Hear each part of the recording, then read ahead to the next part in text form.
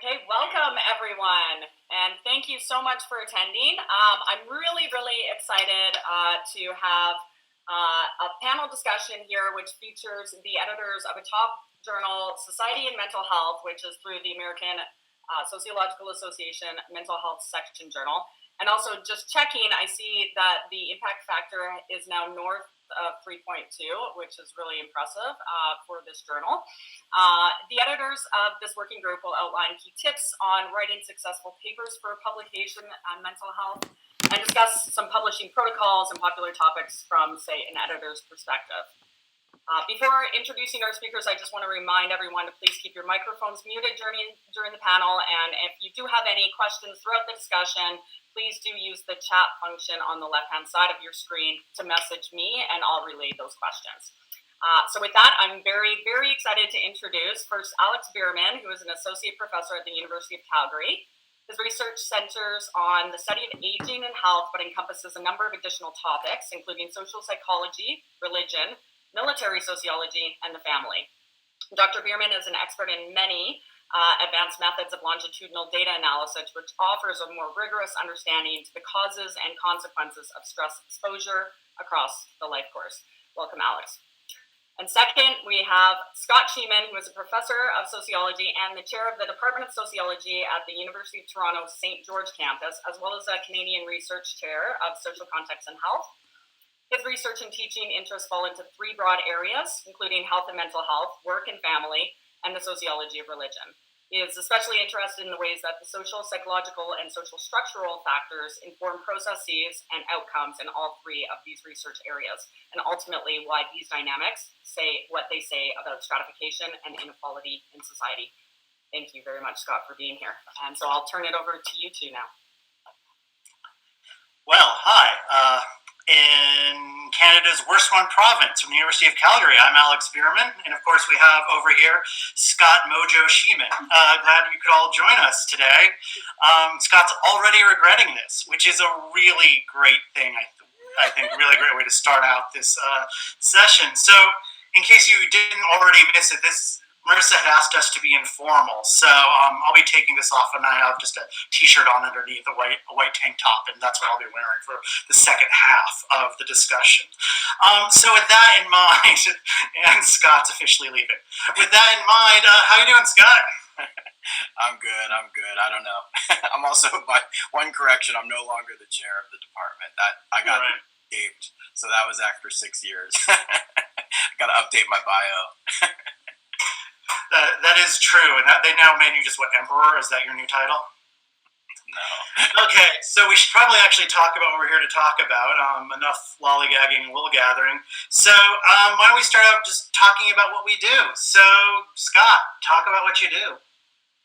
So I'll be brief. I mean, I think just basically my research focuses on two broad kind of themes, mainly around work and stress, and then how that connects with social stratification and inequality. And within that, I focus quite a bit on sort of the family work, non-work interface. I also do a lot of research in social psychology on questions around distributive justice and procedural justice. And my research has really been, the main pillar of the methods have largely been very large nationally representative surveys of Americans and Canadians, and in the Canadian context, much more longitudinal studies. So I can talk about this a little bit more later, but one thing that we're doing now is we've been in the field pre-pandemic, and then we were already in the field pre-pandemic, and then we've been following the same individuals over a 12-wave study to assess the quality of work and economic life in Canada throughout the pandemic. And so there's quite a bit that's coming out of that right now. And so some of the focal questions are around how the pandemic has changed the nature of work pretty dramatically overnight. And its short-term implications, not only on work attitudes like turnover intentions. We hear a lot about the great resignation or the big resignation right now, so questions around that, but also around mental health and well-being.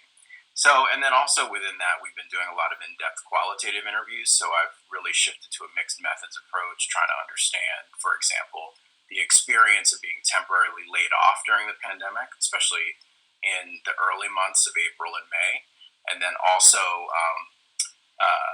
another set of qualitative interviews on the experiences of shifting from full-time work away from home to fully working from home, again, almost overnight. So two very, I'm going to use the word unprecedented, sorry, two unprecedented changes, really, that happened in 2020 to two different groups of people.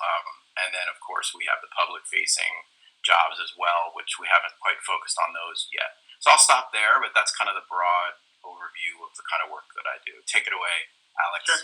Well, part of my research focus involves leeching off of Scott. So, I'm the project he's talking about is called the Sequels.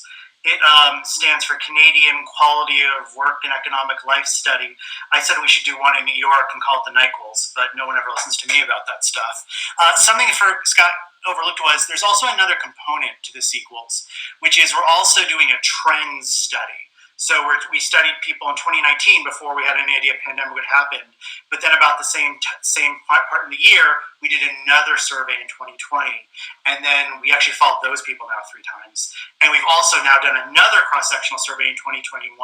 So we can follow our original sample over 12 waves, but we can also look at compositional changes in the population. So it's really exciting the amount of data we have out there. And yes, the main focus of the research is on work and mental health, but me being me, I forced on a bunch of additional questions. So we've also got stuff on loneliness, social support, sleep problems, trust, not just general trust, but also community trust. That is, how much do you trust your neighbors? And what we found early on was actually it was community trust that was much more damaged by the pandemic than it was just general trust. People didn't really change in how much. If you said, do you trust people? About the same. If you said, do you trust the people around you? That's where there was the drop. And so that, I think, is a pretty interesting thing. And then with Carrie Wu who's at York, we've done a late class analysis where we look at trajectories over multiple waves, and that paper's bouncing around somewhere. I forgot where we submitted it to, but someday.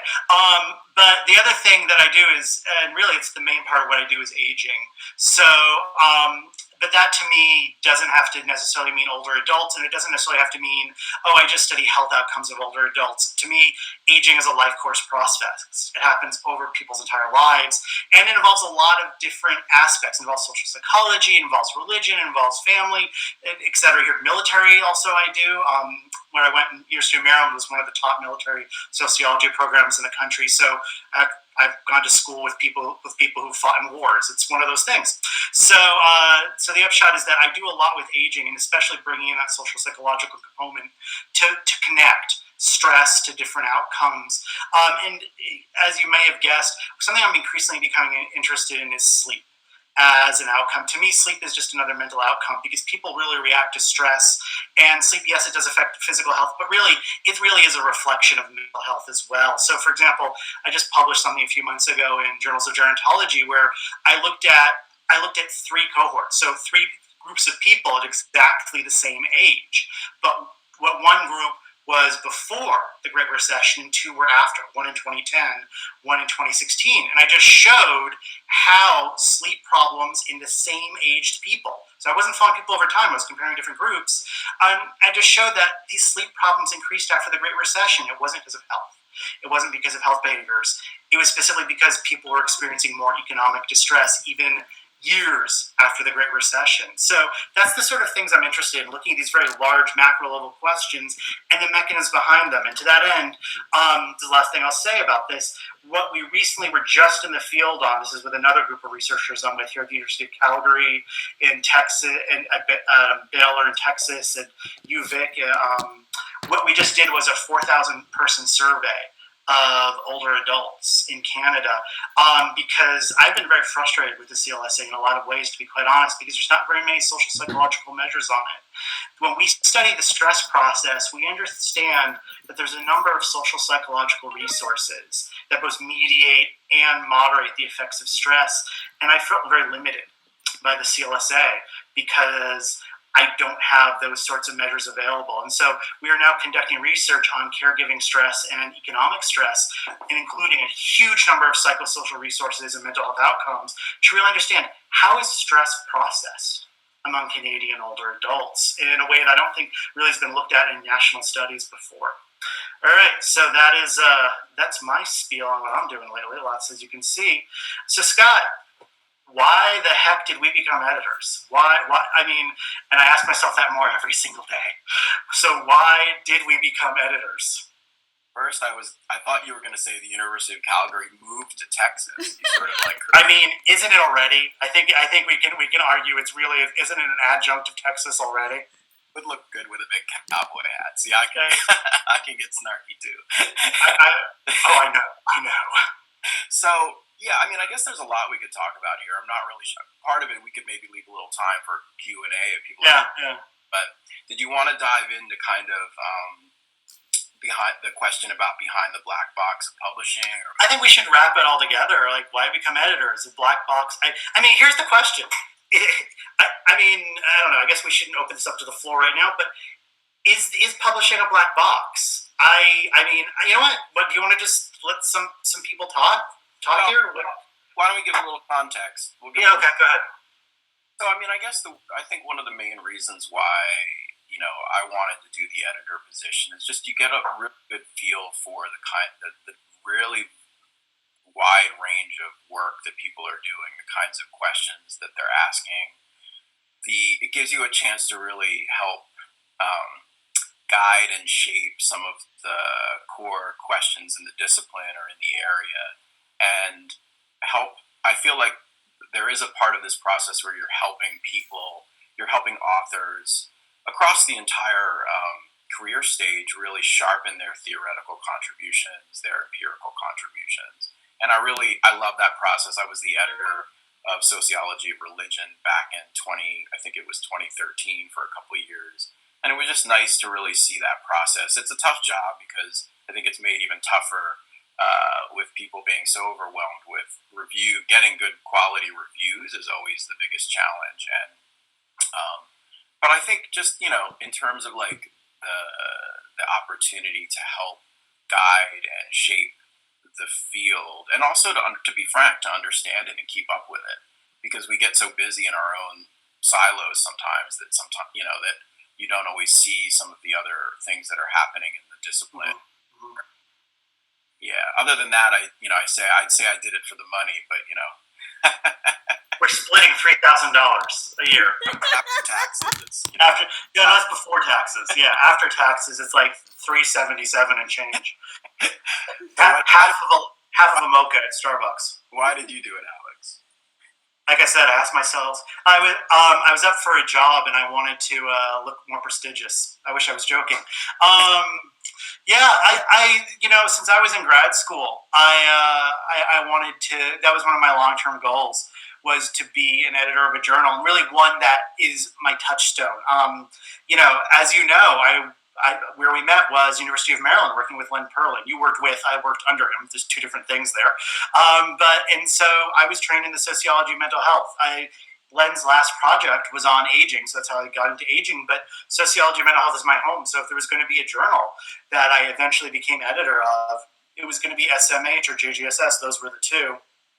And the SMH came up, and it just seemed like this perfect opportunity. I think we both agree is there's a lot of potential for SMH to be a really major journal, to be one of the top sociology journals. Sue Roxburgh, the last editor, really did a great job. Our citation factor is 3.4 and change, actually, and it's we're at number 26. We're ranked number 26, so we're definitely moving up. But I think people are interested in mental health. That is really important to a lot of people. And if you look at JHSB, Journal of Health and Social Behavior, which is basically our peer similar journal, and mental health, I honestly feel, is getting edged out a little bit because there's so many other topics that people are studying. So I think if people are really interested in mental health, I think we become that journal where if people want to understand how sociologists study mental health, they look at SMH. And I think that's the sort of job that we can do, and that's why I wanted to do it. I think it's interesting, though. You mentioned seeing topics that maybe we aren't as interested in. I don't know about you, but I am seeing that stigma is absolutely like just a very hot topic in a lot of different ways with people right now. What about you? Yeah, I mean, I was going to say actually that one of the fascinating things that the pandemic has really brought up is just the topic of mental health. It's almost kind of Absolutely. a cliche today, and to be frank, sometimes I think we lose sight of the what Blair would have called emotional inequality, where it's like, yes, definitely mental health problems increased, but that wasn't shared equally across the population, and for a lot of different reasons. I mean, again, if you think about like something like loneliness and how we count that, right? Like clearly in different places when things really shut down and human connections and social bonds were really severed and really strained, that how that really showed how important social relationships are.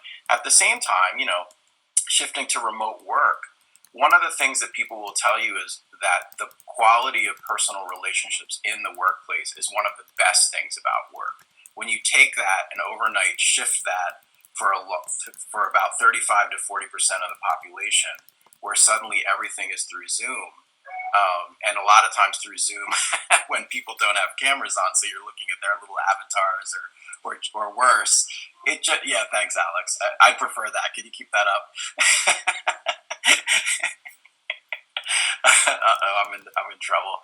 But anyway, where was I going? Oh, so the pandemic, I mean, in so many ways, it's cliche now, but the pandemic really, really just brought to the surface a lot of stuff that was already there. Like we were already talking about a loneliness pandemic or a loneliness epidemic, right? So you take that and then you actually structurally suppress the possibility for seeing your family, seeing your friends. Imagine all the people who lived alone during the pandemic. I've talked to some friends who lived alone, and they were literally like, just, after a while, just that's going to hurt them more than probably anything else, right? So I would say, like, definitely we're seeing a lot more on the pandemic and its relationship to mental health. The other thing that I'll say, what I really love about this field is what's on the independent variable side of the model, where you've just got so much potential for richness. You've got some people that are devoting their careers to studying religion and how religion affects mental health. You've got other people that are interested in, family and adolescence and all the aspects of that might affect mental health. You've got within that, you've got all the questions about life course. So it's not just what's happening at one point in time, but you've got what's happening across time. And Alex, you were saying later life. I don't know when that starts. Does that start in the 50s? Maybe we'll push it back a little bit. Depends. How old are you? 38. Yeah, that's what I thought. But in all seriousness, I mean, that's the other thing that's really exciting about this is like you could take a concept like stigma, or you could take a concept like loneliness, or you could take a concept like feeling underpaid and position it at different points of the life course and how it's going to affect, and then intersect it with things like family or neighborhood. I mean, the list could go on and on and on. I think that's what's so exciting. It's a really exciting time to be leading this journal, because I think it is pandemic just really pushed all of these questions to the forefront. I think, Scott, you're pointing at something I think that's really important. That something I noticed that when in a lot of articles that we get, people miss is what's the sociological point? And to me, it doesn't. If you submit to SMH, it doesn't have to have this. But to me, one of the primary reasons sociologists study mental health is not because they're interested in mental health. It's because they're interested in social inequality. And mental health is a mirror for reflecting back the importance of disadvantage and inequality for individual lives. And so what I often see is articles or papers where people are submitting papers and saying, well, I'm interested in looking at this as, you say, independent variable and outcome. And I'm always left with this sense of hollowness when I read these papers, or often anyway, because I am left wondering, what's the broader sociological point? And I think a lot of times people overlook that. In a lot of ways, the sociology of mental health was created by researchers who were interested in social inequality. Yes, they were focusing on stress and other things, but they were fundamentally motivated by an interest in mental health disparities. Some people have better mental health, other people have worse. This is socially patterned. What are the social factors that lead to mental disparities? I'm so sorry, I need to take a drink. So yeah, I mean, one of the interesting things there is the dialoguing with the discipline. I mean, we can get into the weeds. I'm looking at some of these questions about how does the process work for society and mental health? I mean, one of the questions there is, we're only going to publish a very small number, very few papers, right? So, we're not as competitive yet as like an ASR or JHSB, but Alex and I hope to take the journal there. And so that is one of the things. We get some papers that don't dialogue at all with the discipline. Now, some of that could be because they're coming from different disciplines, but we want to. It is a sociology journal, and we want to see that kind of dialoguing. I think the older that I get, 38, one of the things that I want to see is not that we forget about some of the rich work that was done in the 80s and 90s. I mean, I've heard people say recently, oh, those things are outdated. Yeah, some of it is, but I think that's also an interesting question because part of sociology is change, right? Like we wouldn't talk about work family back in the 70s the way that we talk about it now. And we're not going to probably talk about it in 2050. If we make it to 2050, we're probably not going to talk about work-family conflict. We've got other bigger issues.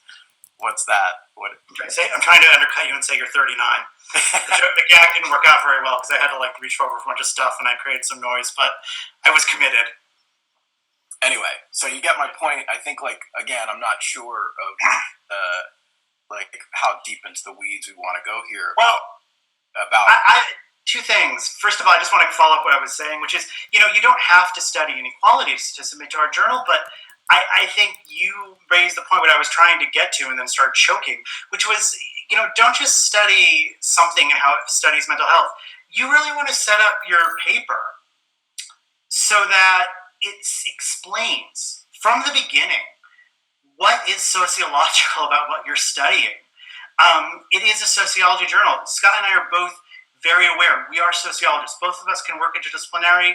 We both publish interdisciplinary journals all the time. JGSS, JSSR, I can keep going. Armed Forces and Society I've published in. All of these are interdisciplinary journals. So it's not that we disrespect interdisciplinary work, but we're a sociology journal. This is a journal by the American Sociological Association's section on mental health. And so part of what our journal's contribution to the literature is a sociological perspective on mental health. And I don't know, maybe Scott, maybe you don't have the reaction I do, but I'm starting to get kind of angry with people who submit these papers to us and clearly have never looked at the journal. They just see the title and then they're submitting a paper that clearly is a community psychology journal or a epidemiology paper. It's not even set in our literature. Let me just say this. I would say that if you're looking to figure out how to submit a paper that will be appealing to our journal, here is, to me, the most straightforward way. Read our journal, especially the last 3 years, and cite what's going on in our journal. Cite the papers in our journal in your own work to explain why what you're doing is relevant. And sometimes, yes, your topic may not have been published. We're not exactly the biggest in terms of number of papers we publish. So, you know what? Journal of Health and Social Behavior, maybe Social Science and Medicine. But look for that heavy sociological focus in the SSM papers. Read what's in the specific sociological literature and link your work into that. So with that in mind, Scott, do we want to talk more about the quote-unquote black box? Well, I just wanted to say, you mentioned that it gets you angry. I'm less angry because I meditate and listen to Enya, so I also have a very... But I would just say, one of the... I listen to Rage Against the Machine. What's your point? Send your papers to me. That's... We're both stuck in the 90s. So, but in all seriousness, I think one of the challenges, and it's an interesting challenge, and I like it, it's being able to, you have to appreciate that there's going to be a diversity of approaches, a diversity of methods, a diversity of orientations and backgrounds. And so you have to take all that into consideration at each point of the process. So maybe getting into the black box of like papers come in, Alex and I look at them, and we desk reject some papers because we don't want to send them out to reviewers. So we make the decision ourselves we're kind of gatekeepers in that way, right? But that's a task we take very seriously because you're cutting down kind of the flow pretty early on that process. We also know that reviewers are overwhelmed and overloaded, so we don't want to send things out that we know just aren't going to make it through all the different parts of the process. But I think Alex's point there is really important, which is, there has to be some dialogue. If it's not with society and mental health, which we prefer, that it has to be kind of like within the domain of, Journal of Health and Social Behavior or Social Science and Medicine or some of the other core publications that sociologists, work in. That being said, we are seeing a lot of paper. I'm sort of surprised about the volume of papers that come in that don't speak to the discipline at all. And those are unfortunate. I mean, those we typically would desk reject because otherwise we're sending it back and saying like, try to engage with the discipline a bit more. But from there, the process is once we decide to send a paper off for review, that's when we're really looking at aligning what you're studying or what people are writing in their papers with who's really expert in the field. And so we obviously go to the editorial board that we pulled together. We go to those individuals first and foremost, and then also other people in the field. And from there, the process is typically trying to get really good quality reviews back in a timely manner. And then we're still new, so we haven't made a decision yet on a paper at that stage of here are the reviews. Are we going to offer an opportunity for a revise and resubmit or reject it? But we're on the cusp of that. Go ahead, Alex. We've had some. I would say we've had to make some decisions actually, but in some cases it's been so split that we've gone and gotten additional reviews. One thing I want to say before we go on is I feel like you and I are both talking as quantitative researchers because that's what we do. I want to be really clear about this. We are very, very open to different perspectives and different approaches in the social scientific study of mental health. We've gotten plenty of qualitative research. We've gotten actually qualitative intervention studies that we've sent out for review. So I do want to be really clear about that we've gotten qualitative research on stigma. We've sent that out for review. We're definitely open to qualitative research, to more critical, less quantitative perspectives. All of that is fine. I think, to just reinforce what both Scott and I said, it's us to speak to sociology in some way. So, if to take an extreme case, we don't get that many intervention studies, but if you're doing an intervention study, it still has to be what is sociological about this. And just to give you a little bit more fine-tuned detail, so basically what happens is we have a great administrator who processes papers and takes a first look at them and makes sure they're right. Guess what, everybody? That's actually something really important. I can't tell you how many papers we get that aren't even formatted in ASA citation style. It's an ASA journal. So, like I said, read the journal. How are people setting up their papers? And just this may be probably too in the weeds for Scott, but I see it a lot, which is, most sociology papers, major sociology papers, they start out with an introduction before they get to their literature review. And I know that sounds so basic. You're wondering what I'm saying. I can't tell you how many papers we get where, okay, here's just a bunch of writing and now the methods. And what you really, I don't know what you think, Scott. I think the most important part of your paper is the first 3 paragraphs. The first 3 paragraphs are where you lay out what you're studying, why it's important, what's missing, what the gap is, and what you're going to do to address that gap. You should really do that in 3 paragraphs. The first paragraph should be what you're studying, why it's important. The second paragraph should be what's missing, and the third paragraph should be what you're going to do about it. And in my own research, if you look at my last several papers, how I finish that is just to say, therefore, our contribution is. Spell it out for a reviewer. Don't hide things for a reviewer. Tell them what a contribution is.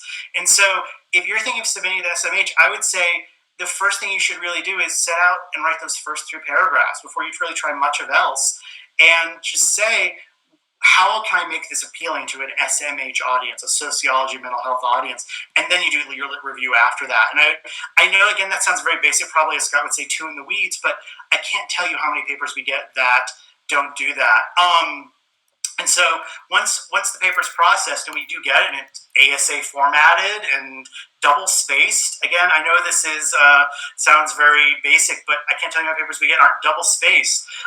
Anyway, once we get that, the first thing that we do is we look for appropriate reviewers. And, who's our most appropriate reviewers? Our editorial board. Lately, we go very much to our editorial board because we want to have fast reviews back. Right now, we're averaging about a month to get papers, to get responses back to authors. So we're really trying to go very quickly.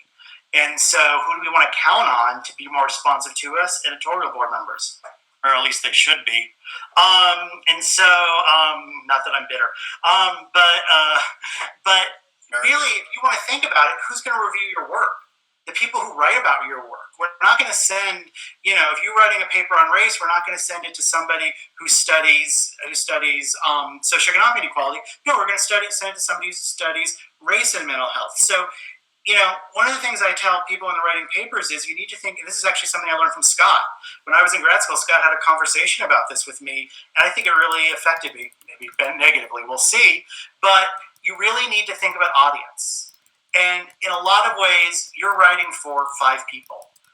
Scott and I are 3 reviewers. And those 3 reviewers are people who are working actively in the field. So, for example, one of our deputy editors is Christy Irving, who's done a huge amount of really great work on race and mental health. So I'm not saying we're going to send it to Christy Irving, but I'm just saying if you're working, for example, on race and mental health, you've got to figure one of your people that you're writing to is Christy Irving, and think about how would somebody such as that, or Tony Brown, or I could keep going, write about or think about the field and what it is and what's missing. And you really need to think when you write about that paper, who are we going to send it to? Other sociologists of mental health who work in that area and experts in that area. And lately what we try, I don't know if Scott's doing this, what I try to do is I try to get one more junior reviewer and one more senior reviewer to try to get a diversity of perspectives. And so basically, we beg people to review the paper, and sometimes I come really close to actually begging. And then we wait for the reviews to get back, and then we look at it. And I want to be really clear, just milk with toast reviews don't necessarily mean you get an R&R. We want to see a positive review. Someone who just goes, Part of it is you only see part of the review. You don't see the comments to us. And sometimes reviewers are a lot nicer to authors than they are to us. I mean, in how they talk about a paper, not that they're mean to us. But so you need to remember that you're only seeing half of that. So what we really look for is someone who says a reviewer who says this will make a contribution to the discipline. And that all goes back to what we've been talking about, which is set up your paper to speak to what are you adding, what's missing, what are you adding to sociology of mental health, not the study of mental health, the sociology of mental health. It doesn't matter if it's quantitative, qualitative, even just a theoretical paper, not just, but even I cannot say just, but it doesn't even matter if it's a theoretical paper. You really want to spell out that contribution. Scott, save me, please. So, yeah, there's a lot there to unpack. Yes, Scott's favorite word is unpack, by the way, everybody. Unpack and in the weeds. Yes, in the weeds. So let's not get in the weeds with unpacking, please. Okay. So I would say first that everybody has their own style. So we're not, one of the points is that, insight from your experiences as editors. I would say recognizing that everybody has their own style, and yet we have quality standards. No way around it. And there should be high quality standards because of the volume of submissions and the page limit. So right away, I would say that one of the things that really matters is the first impression. And I agree with Alex. I'm surprised. So here's the thing. I mean, you're submitting a piece of work to editors and reviewers. You want to make the best first impression you possibly can. And that starts with a very high quality abstract. The abstract has to be very high quality and clear. But just piggybacking off, is another favorite word, piggybacking off of Alex, that clearly the quality of your ideas matter, but the quality of those ideas also have to be presented in a way that aligns with the quality standards of the journal, right? So we get papers, Alex is right, like we've got one, it's not even AP, it's not ASA formatting, it's not APA formatting, it's like some strange, like maybe Chicago style or something else. It was footnoted like an epidemiology journal, which just told me they hadn't read our journal.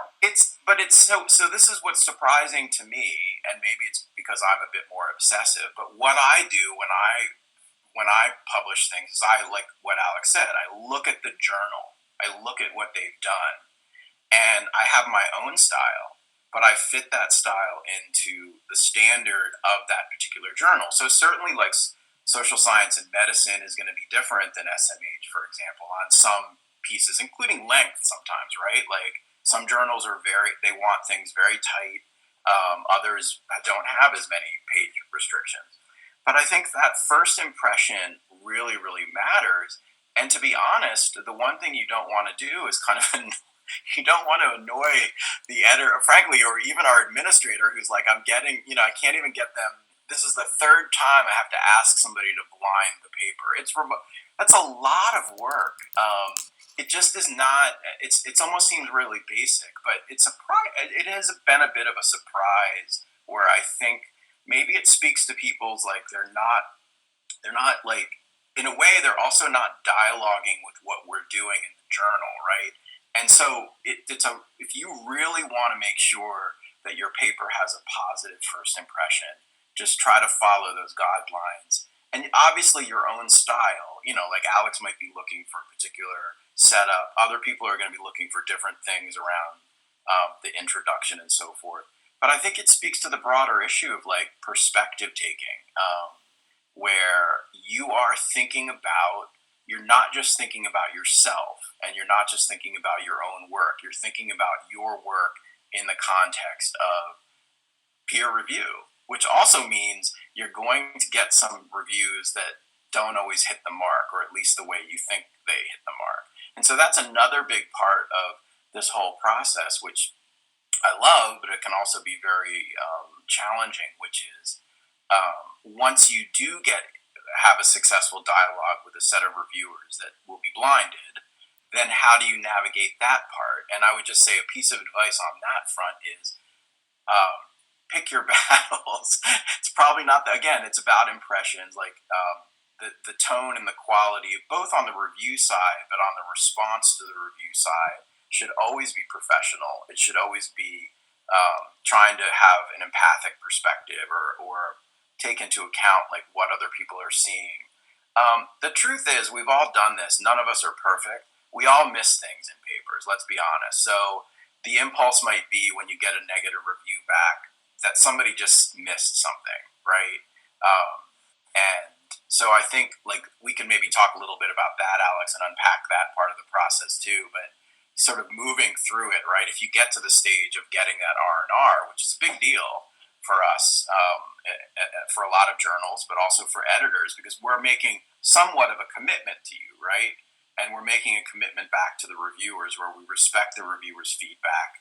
And then it is this kind of interesting exchange relationship, right? Where and it requires a professional maturity, to be honest, like throughout the whole process. Oh my God! Then they made a huge mistake putting me as editor. If that's what's going to be required. Actually, I just want to kind of just tag on to one thing that you were just talking about. Clearly, I would also good cop, bad cop. That's what we're doing. Yeah. Good cop, bad cop. Good cop, seriously weird cop. Anyway, something I want to say here is I also want to say, Scott made a comment about how our paper hits. I'm going to talk now something about that experiences that Scott and I have all had working together and writing papers, which is, not every set of reviewers does a paper always work for. It is, again, a lot of times only 2 or 3 people. So Scott and I, and Scott will know immediately the paper I'm talking about, literally had this experience with a journal where we got a paper back, and I wish I'm joking, but they didn't actually say this, but this was the impression.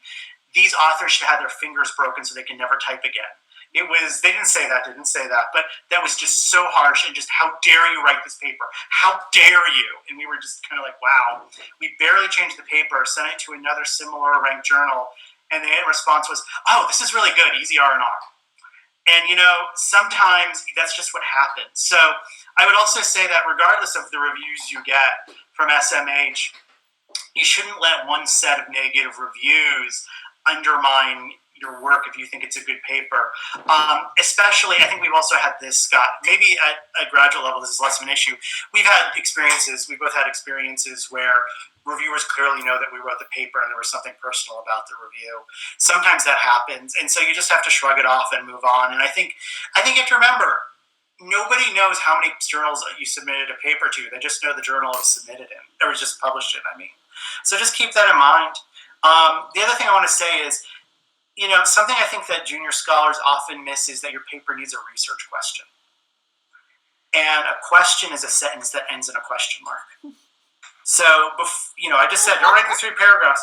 But before you even do that, write down your research question. I know that sounds incredibly basic, but do you have a well-enunciated research question? I think when you're writing your paper, if you have that specific question, a sentence with a question mark in mind, that can really help guide your paper. And at the end, you should simply be able to read over your paper and say, what was the question? Did it answer the question? Again, I know that sounds really basic, but it's these fundamentals is really what Scott and I are talking about. And when we say make a good impression, if we read a paper that says, here's my question, here's what we found in answering this, here's the sociological significance of this, answering this question, the answer we provide, that guides us. It leaves us guessing less. And so I think that is really just absolutely essential, as well as enunciate your question and answer it in some way. It doesn't mean it's quantitative or qualitative. You need to have a question, you need to answer it, and clearly do that in the paper. Scott, back to you. Did you have more you want to talk about? I kind of bogarted in on that one. Well, there are a couple of points there. The first thing that you were saying, it's easy. Especially, I feel like it's gotten somewhat worse. Like fuses seem to be a bit shorter. People take on social media. I'm surprised. Like sometimes I see people griping about editors. I'm sort of afraid of that. Right? They get a bad review, and then they take it public, which is an interesting new thing, right? Because part of the process for my feeling is we should always keep it professional, and we should people. There are definitely moments where I've gotten reviews back, and it's like, whoa, that's really personal and unprofessional. But like a Jedi, you take the Jedi, and you just sort of don't roll your eyes. But seriously, I think part of being a professional, I feel like maybe there's an element of sorry, I don't mean to be sounding condescending, but it's there's an element of take the positive or the good things that are going to keep your eyes on the prize. The prize is making a high quality paper that speaks back to the discipline. Unfortunately, there are some people like Trump out there who just want to, attack or tear down, right? So figuring out, and so part of the editor role is also being mindful of how reviewers we can't police or censor what reviewers write, but especially for junior colleagues or junior scholars, where I think we want to keep an eye on okay, this isn't a space to really be unfair or harsh, but you also have to accept the fact that it is a critical space. People are going to critique your work, they are going to challenge your work, and I think it's hard to not take it personally, and sometimes especially if they sort of attack your integrity. But I joked about the Jedi thing, but I think it is important. You take that. You take what you can get from it and you move on, because again, you want to choose your battles, right? And again, having said that, I think it is a challenge. Lord knows I've been doing this a long time, and I just got a review back this year. It was very personal. I think they knew, and that's the thing. The more you do on something, the more people know it's you, and then it's ouch, okay. But you process it with some colleagues, you process it with some mentors. That's my thing. Is you never respond in anger, or never, you gets, social support is a big variable in our area, right? So this would be an informational social support, sometimes emotional support if you're angry. Len Perlin was my mentor, and Alex's as well. And I think I got a review back as a junior colleague, or junior scholar, that from the editor, which was very, very very personal and harsh. And I processed it with Len, and it really, really helped, right? Because it was okay, the editor just missed stuff, right? And they're human. That's the other thing. It's there are some mean people out there, but there are also people that are stretched very thin, and people are challenged in those ways as well. So that's kind of, I think, the only thing that I would say on that front. And the research question front, just to piggyback off of that, I think high quality papers are well organized. They're clear, they're coherent, and I think a good research question or set of questions, again, there's going to be some latitude on the style there, but I think a good set of questions provides clear focus so that the narrative paper flows all the way through from the question to the analyses to the interpretation and discussion. And so it's not always easy to do. I still have trouble. I've been doing this a long time, and I'm what is my question? I don't know. I can't tell you how many times I've sat down to a computer, write a paper, and said, "Wait, how do I do this?" I just I don't remember how to write a paper anymore. Especially when there's this gap of a couple months because you're doing other stuff. You just sit there and go, "Wait, how do I do this? I think I write words. I don't know." And Alex is very racked by paper guilt too. He feels like he should be producing one every week. So God, I spent 6 hours analyzing our new data. I need to tell you about that. Was what I did yesterday. Guilting me that I've written a paper on that yet. It's gonna be great though. It's gonna be great. Marissa, so we've talked. We could go on. Clearly, we maybe should take our comedy show on the road or something. But did you want us to address anything else? We could open it up for questions. Yeah, I'd like to open up if anyone has questions. This forum doesn't always allow for that as easily, but if people wanted to pick our brains about particular issues. Someone just want to come up and stand at these orange stuff and ask a question? Maybe they could just do that. That's a great idea. So first, I just have to say how fantastic this is. I have loved this conversation. I think it's so insightful, not only to mention the research overview that you provided at the top of the conversation, but then too kind of the in and outs about publishing, and even me being in a more I think kind of middle career position, have still taken away some tips and tricks from you. So thank you so much for that. I do have a bunch of questions, but I am going to do exactly as you said, open it up to the room. And why don't we, I know that there is a way to put people on spotlight, but I think what we'll do is just maybe see if anyone wants to move their character up to the speaker panel so you can see the highlighted orange microphones. If you stand on there, then you will be broadcasted. And so that's maybe how we can continue this discussion. I'll then give a moment for people to maybe make their way up or think of some questions. Again, you can always, I see maybe someone coming here, maybe not, okay. But you can also always message me or maybe even message Alex and Scott personally, because it is a smaller group. I also accept messages about last night's episode of Succession. I thought it was mixed, but if you want to talk about that, please direct message me. It's a very open conversation about all topics here, so please do take an opportunity.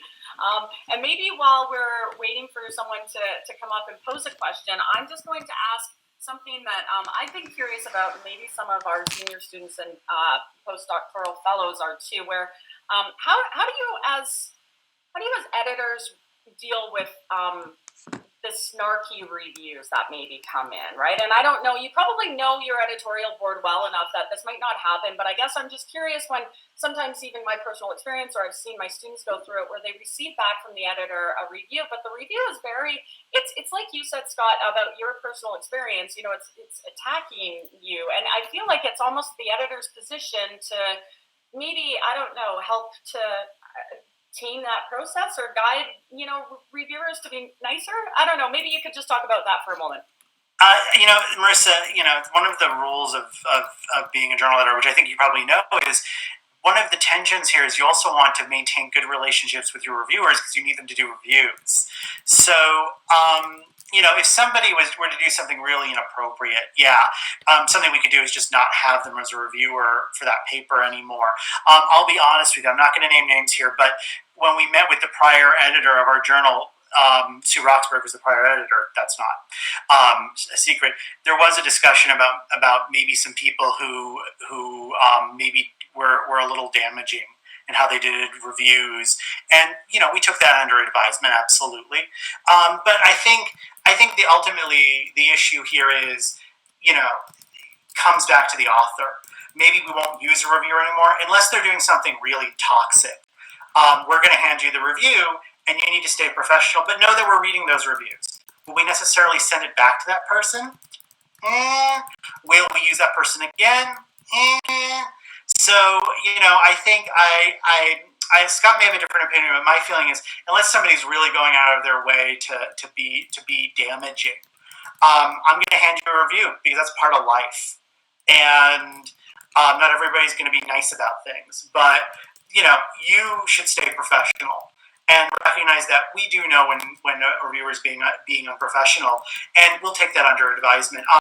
There was a case that Scott and I can talk about where actually this was last year as authors actually, where very clearly a reviewer was just very inappropriate.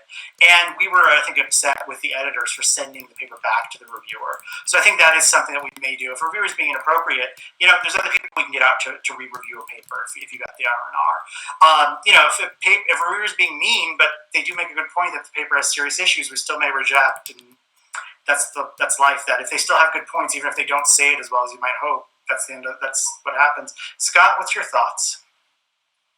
Yeah, I've been thinking about this a lot lately because I think the culture has also changed around, and maybe again this is my age, but I feel like 39. Yeah, I was going to say actually that I remember playing Donkey Kong on my Commodore 64, and it reminds me this interface reminds me of that. But then if I said Commodore 64, you'd know I was. This is so bizarre. I had that exact same thing for Commodore 64. I'm kind of freaking out right now. So, in all seriousness, I mean, it's an interesting question. I do think that we're kind of in a time where there are a lot more sensitivities. There's a lot, I think we sort of lost a bit of socialization on how to recognize that not everybody is going to be nice. There's a scale, though, of like inappropriate. Clearly, there's like inappropriate, mean, and then just harsh, hard-hitting criticism that still doesn't feel good, right? So clearly there's a continuum here, and it's not like nice, not nice, or so the challenge is I don't particularly feel like censoring reviewers. We definitely will be mindful of like, oh, this person, if there's a pattern that starts to appear, we'll deal with that probably on a case-by-case basis. But it's the other side of like, as you're, and I've said, I've received these throughout my whole career. So it's not like you get more senior and you're suddenly like not getting the harsh reviews. I think, I don't know what the term thick skin means anymore, really. Maybe it's an old fashioned term, but I feel like there is a reality of like people are going to be harsh. Some are going to be inappropriately harsh. Some might even challenge your integrity. But my feeling is, and it's a Michelle Obama thing, which is if they go low, you go high. So you always keep it. Obviously, you need to defend yourself if there's some kind of challenge. But I think there is this notion of like, is there anything that they're putting in their review that is useful? Is there anything that you can extract? You can get past the negativity or the nastiness. Is there anything in the review that is useful to improving the quality of your work? And again, that takes a maturity, right? Because we're all human, and so the anger or the emotion might color the way that you see the particular review and the reviewer, right? You won't know who it is. But I think if you can manage that, and it's not an easy task. Meditation and Enya might also help, but like I think if you can manage that, you are kind of going in a different direction. And frankly, I think if more of us did that, it would be. I do fear a little bit about like both the nastiness of the culture, the social media aspect of it, And then on the other side, to be blunt, are, you know, like students not being exposed to harsher criticism throughout their career. Everything's an A. Everything's, not everything is excellent. Not everything is wonderful. You don't get a star for everything. And so you see where I'm going with that, right? There are jerks, and then there's just really hard criticism that takes your work down a notch where you thought it was great. And that's the game, though, right? It's like you're exposing your work to a whole world of like other people that are in the discipline, some of whom may just not get it, to be honest. Like they also, and so that's where working with mentors and having mentorship and having like some people you can talk to and say, hey, can you look at this? Maybe, and I've done this with Alex, like where I'm like, whoa, this looks really harsh to me. And then I share it, and Alex like, yeah, that's really harsh. But then, and then in the end, though, it's like, I don't know. And again, maybe it's from a bit of a different era, but it's like, it still hurts, but keep the eyes on the prize, which is like, I still want to do good work and produce that. And there's just a series of like this is a discipline like any discipline where you have gatekeepers, right? There are gatekeepers for every journal, and it's sort of figuring out how to navigate that in a way. By all means, though, you're not relinquishing kind of your own sense of integrity, right? So that's the other thing. And then also just clear communication. I think always run by somebody an email if you're going to engage with an editor or something. Don't ever respond in like out of emotion. I just think that's something I've learned over the years. Like you might type it up, but don't press send. Sleep on it and then think about it. So what Scott's really trying to say is you take the good, you take the bad, you take them both, and there you have the facts of life. Oh, God. That is wonderful. No, that really is helpful, and I think it's good for students to hear that too, because there is, unfortunately, as we all know, a bit of that imposter syndrome when you are in your graduate studies. Perhaps that even bleeds into early years of your career. When that's compounded, or I guess interacts, I suppose, with the negative reviews you might get, you really do have to, your words about the thick skin and making sure that you do take the good away, right? I think is helpful to hear and has to be heard a lot, and especially with the mentorship and reaching out to mentors. I think I would have been in trouble had I not had mentors such as Scott in my PhD. And so I'm just going to turn now to another question, and I know, Scott, that you've got a hard 11:40 deadline, so I can stay around a couple minutes after if you want, Marissa. I can stay. Yeah. Okay. Great. So this is from Dr. Diana Singh, who is a postdoctoral fellow at McMaster, and her question relates actually to kind of broadly more the identity of sociology of mental health as a discipline. And so going back to your comments related to kind of as editors, you can help shape the discipline. We know that with the pandemic, mental health as an outcome and across a myriad of different groups has become a strong focus across multiple disciplines. And so her question relates to whether the collaborations that are now developing interdisciplinary based projects, is that a good thing? Is it sort of inevitable? Is it something that we worry at all about the risk of losing our identity of sociology of mental health? And I know it's a big question, but maybe if we could get some of your thoughts on that. Well, I'm going to jump in here. Scott may disagree with me on this, so I want to state that this is we haven't really talked about this. This is very much our own perspectives. Even before the pandemic, I was really, here at the University of Calgary, there is such emphasis in interdisciplinarity, and I'm really concerned about that emphasis, because what seems to happen is the sociologist ends up being one person on some research group where they just say, well, we have a social variable, good enough.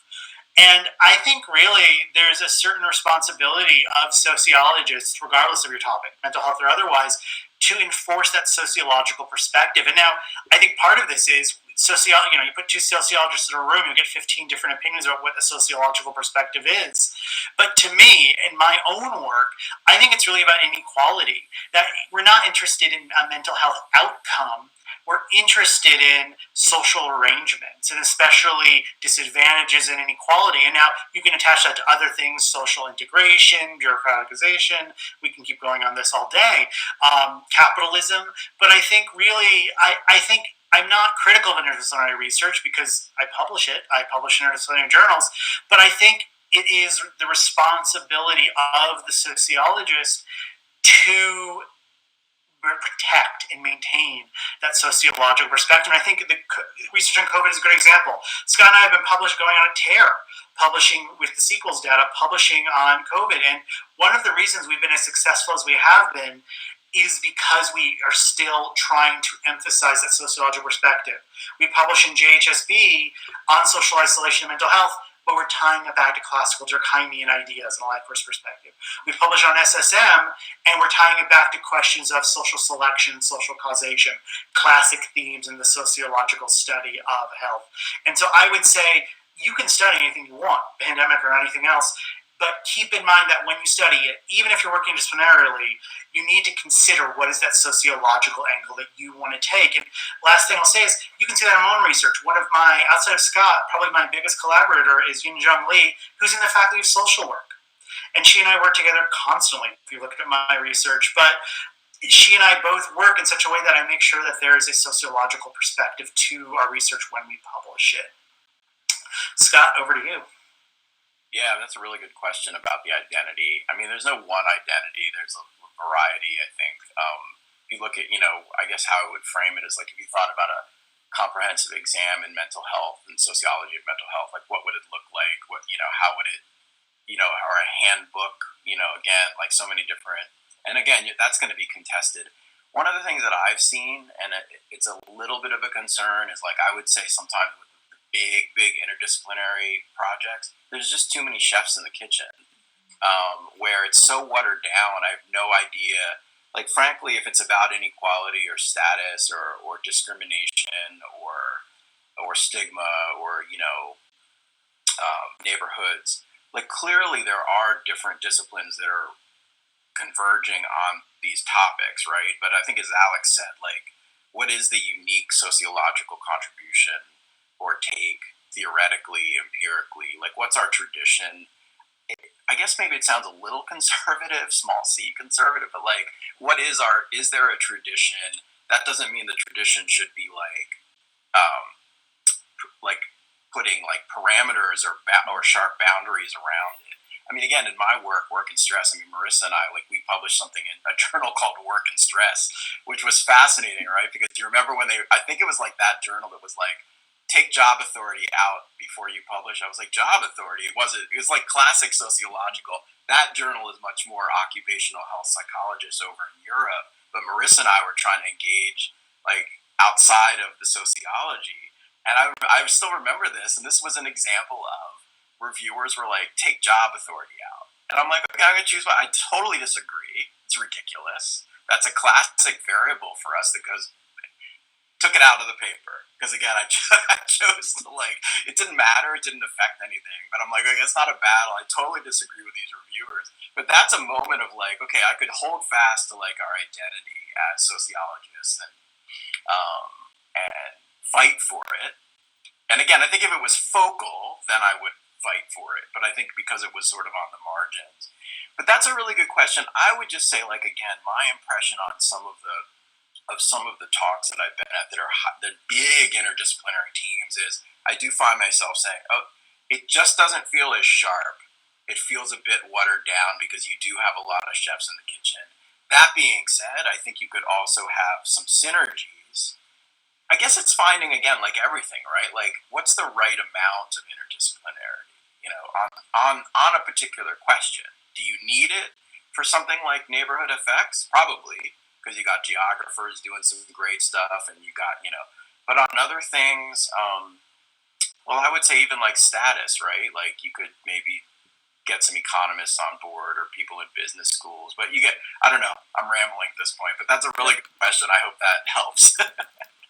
I think a good contrast with the public health literature is always good here, because people in public health study very similar outcomes to what sociologists do, and often use very similar variables. Like, they'll say we have SEP, socioeconomic position, and you end up feeling like, well, wait a minute, what is this? And you're saying they study the same things we're studying, but without that social emphasis, you end up with this hollow feeling from it.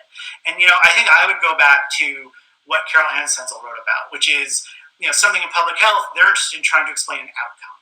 A sociological frame takes into account all the social conditions that may relate to a broad panoply of mental health outcomes. And I think this putting an emphasis on the social conditions and how it's sociologically relevant is the way to do that. That's so helpful, and thank you. And Diana, I see that, you've commented as well. Thank you. I'm just going to ask one last time if there are additional questions from the audience. Please don't be shy. Scott does have to go. Okay, well then I want to thank you so much, Scott. This has been really, really helpful. Alex, I hope you'll stay for just a couple more minutes. You got it. Again, thank you so Bye. much. Thank you. Why not? If I log off, I have to go back to the fact that I'm living in Alberta, so I might as well stay on here. So I have hopefully a question that is it's a little related to your role as an editor, but also as a researcher, and specific to the pandemic and topics that have come out around that. So first, I guess one of the things that I'm curious is if there is becoming a bit of a pandemic fatigue when it comes to different topics that might be submitted to your journal or things like that. And then also in that same, I'll ask that and then I'll follow up with another question. I don't think so. It's interesting. If you look at journals like SMH, Journal of Health and Social Behavior, even SSM is publishing a bit on the pandemic, but JHSB and SMH, our own journal, are not. We're one of the few people to have published, Scott and I are one of the people to publish a pandemic-related paper in JHSB. And I think that goes back to what we were just talking about, which is you can publish on the pandemic, sure, but what's the sociological nature of interest? So I would actually say, no, we're not, at least in our journal, we're not experiencing pandemic fatigue by any means. But what we want to see is and the reason we're not is people aren't, when they're submitting journals on studying some aspect of pandemic mental health, they're not making sociologically enough. By and large, when we get a pandemic paper, we're rejecting it. We're just desk rejecting it, in fact. Not because we don't want to see that research, but because someone's just, I studied this in the pandemic. Good. Good for you.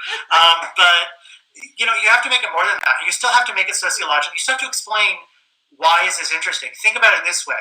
If you go back and read that article in 3 years, will it still be relevant?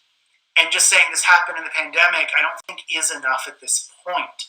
Tracking something and saying, well, this is sociologically interesting because, does it deal with inequality, for example? Does it deal with stigma? Does it, all these very classic emphases in sociology, does it deal with how the ideas of mental health and mental distress are socially constructed? All of these ideas, and can we use the pandemic as a laboratory to talk about the social construction of social relationships in mental health? That's an interesting idea that can let you broaden your research beyond the pandemic. And so I really chose that example because that's a very qualitative question. That's a very Chicago symbolic interactionist question. Well, we're interested in that kind of research too. So if you can think about how do we make this research appealing on a broader perspective than just, it's COVID-19! That's really, I think, what you want to think about. And that's why we're not getting that fatigue. Because people aren't doing that enough, so we just best reject the papers. That is fantastic. Thank you so much. This has been over the top, entertaining, but also informative. I am aware of the time, and I know that we want a bit of a break before the lunch session where we will be having the student poster presentations where you can, on your own accord, go down and view each of the posters, and hopefully each of the poster authors will be there to answer any questions that you have.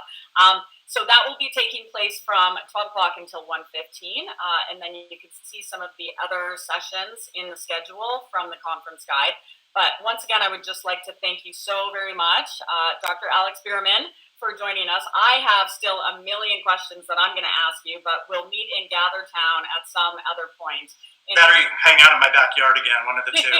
Exactly. I will be coming to your neck of the woods, actually, within the next week, I think. Yeah. Oh my goodness. Oh, it's probably too cold. Anyway, we can text about that. We definitely will. This is so wonderful, though. Thank you again, and good luck with everything in your province. I hear that it's municipal election day there, and so hopefully there'll be a good replacement for Nancy. It's great. This is a great province. I have not been ordered to say this by the authorities at all. Thank you to everyone who has attended this session, and we look forward to seeing you at some of the others throughout the day. Thank you again, Alex. Thank you. We'll see you soon. Bye.